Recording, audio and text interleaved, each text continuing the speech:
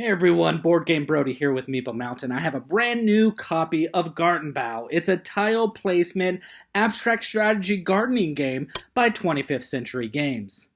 So let's get right to it. There are two boards in this game, but you will only use one of them, and it depends on how many players are playing in the game. 2, 3, or 4.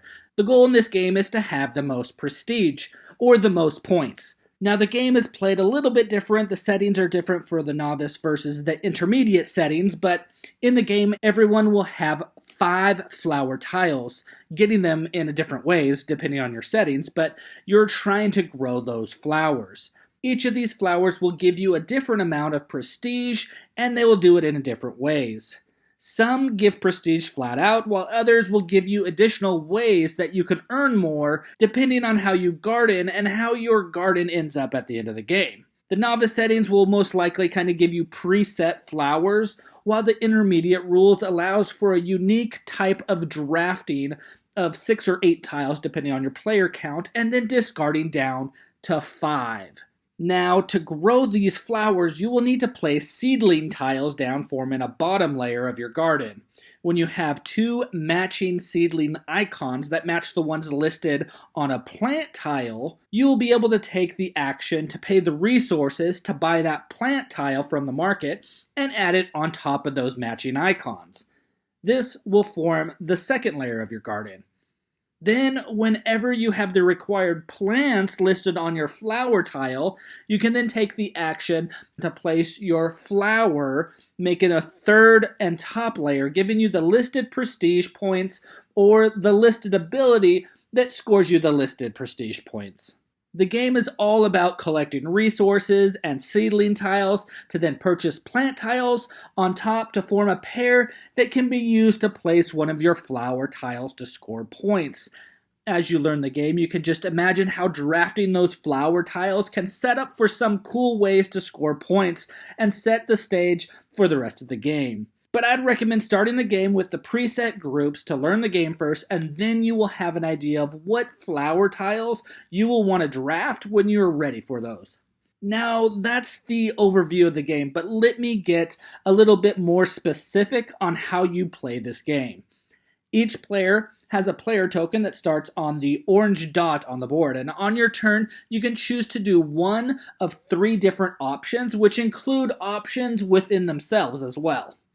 The first thing you can do is you can move your player token to the next unoccupied petal, or you can pass any number of unoccupied petals by placing one resource of any type on the seedling tile at each petal that you want to skip over. In this first option, you're really deciding which petal you want to move to depending on what you're looking for in a specific seedling tile, or if you need to collect certain resources.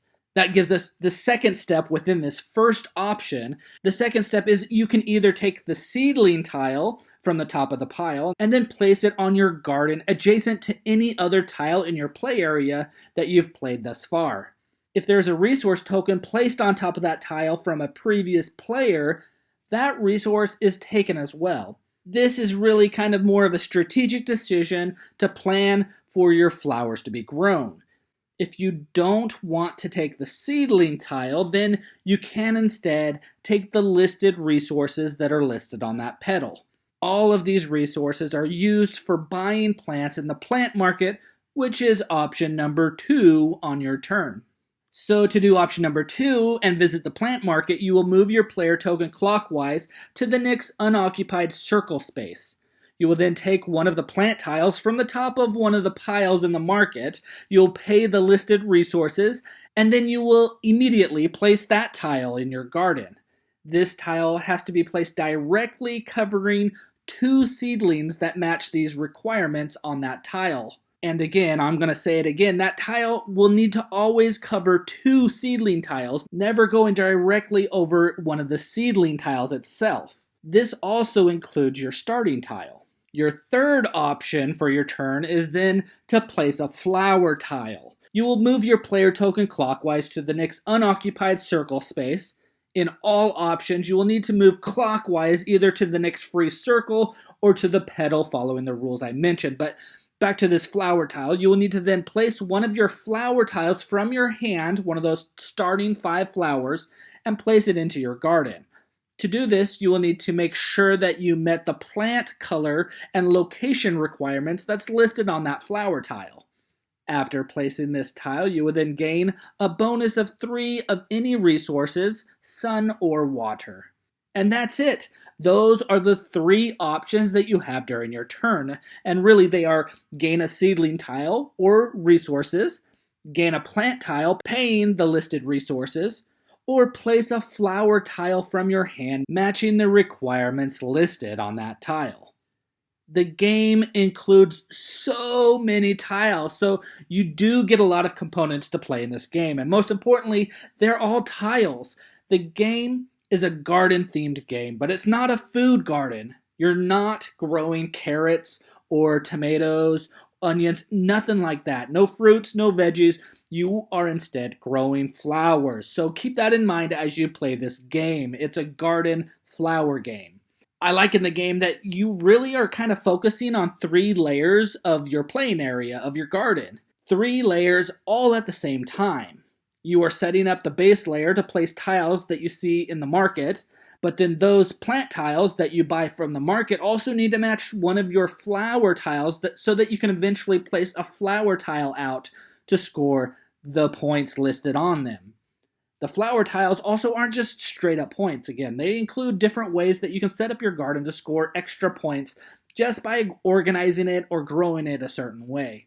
So that's why a draft of those starting 5 garden tiles at the beginning of the game can be crucial to a strategy when you understand how to play this game, which makes it a very strategic game if you set up and have players that know how to do this. But then again, it's also a very nice game for players who don't want to do that because the rules are so simple that you don't need to be a very strategic player to play it if you don't want to.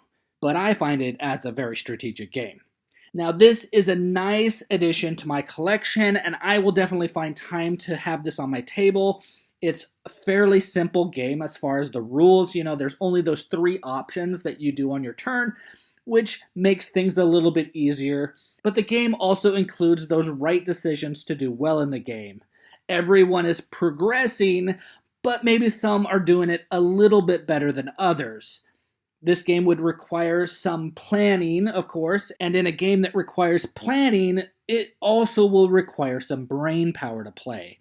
Grow flowers in your garden by placing tiles upon tiles in Gartenbau by 25th Century Games. Again, this is Boardgame Brody. I hope you enjoyed this video. Stick around and check out some other board game reviews to see what you might want to get to the table.